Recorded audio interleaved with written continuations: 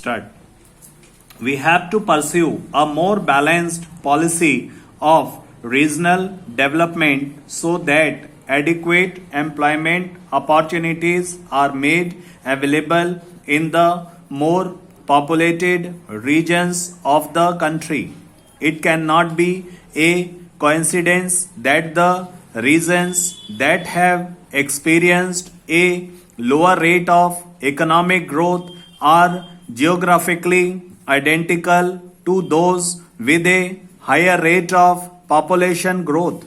While analysts can debate whether it is development that enables the demographic transition or the other way round, policy makers must deal with the reality of this imbalance. This means we have to provide new employment opportunities in less developed regions since private investment tends to go to better development regions. The government has to step in to help backward regions.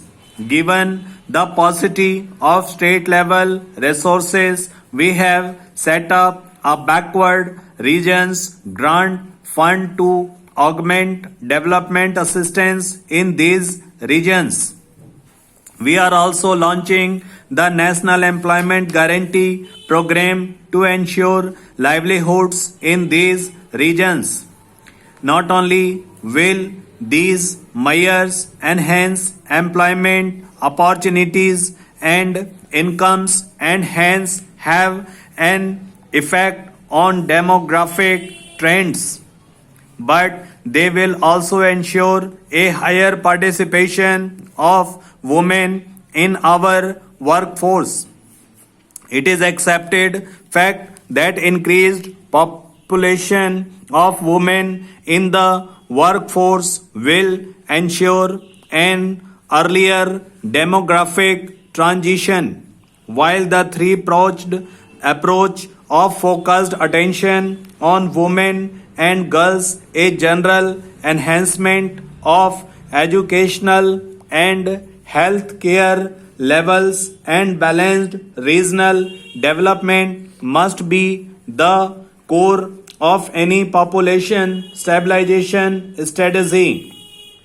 I would also like to draw attention to some aspects of our health program.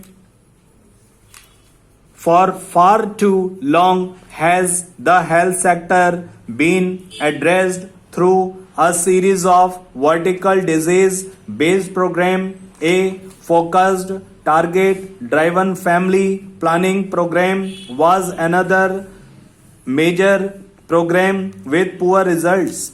Underlying all this was a general program to support primary health care.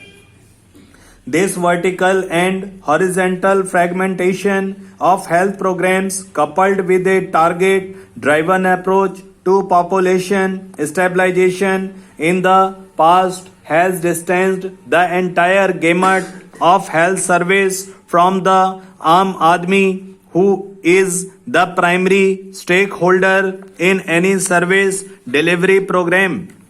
At the same time, a better understanding of health behavior has led to a move away from target to an integrated approach of his family welfare. In this framework, it is essential to break down the disease-centric walls in our health programs and to increase the stakeholders' role in the management of health sector. This shall be our major program for future. Our government has launched the National Rural Health Mission to facilitate this holistic, participatory, decentralized approach to our people's health care. The mission, which will function on the basis of a decentralized district plan for health care, will ensure stakeholders' participation, enhanced investment, and proper prioritization. It will provide accessible, affordable, accountable, effective, and reliable primary health care to the people and vulnerable sections of the population so as to achieve the goals of national population policy and national health policy. The reproductive and child health program will be integrated into the mission and become subsumed in the hope that this mission does for our healthcare sector what the Sarva Shiksha Abhiyan is doing for our education sector. Our government is committed for increasing the resources committed to primary health care so that there is substantial improvement in all demographic and health indicators over the next 5 years. Some of our states have demonstrated that this is possible, and we will certainly ensure that all other states achieve similar results. The national policy affirms that commitment of the government towards voluntary and informed choices to citizens availing of reproductive health care services. The policy also reaffirms our commitment to a large free approach in administering family planning services.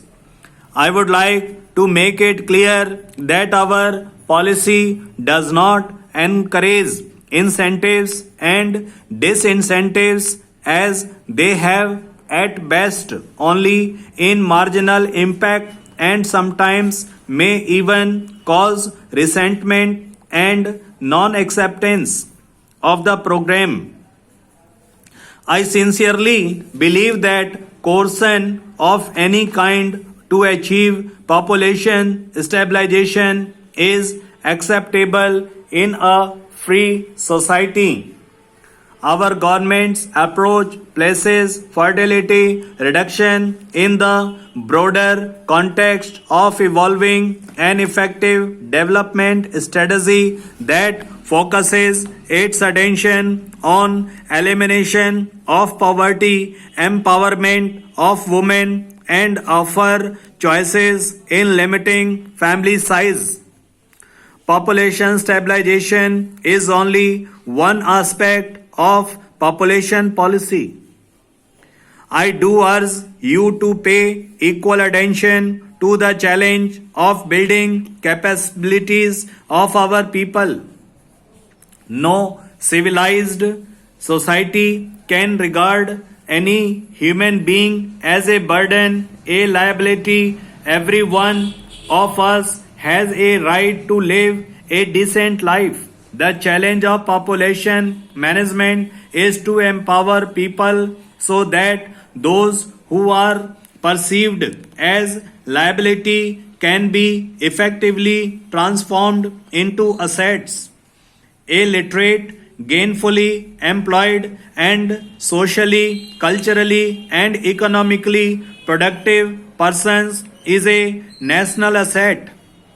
In a country of over a billion people, you can imagine what we can do for our nation by helping empower our people.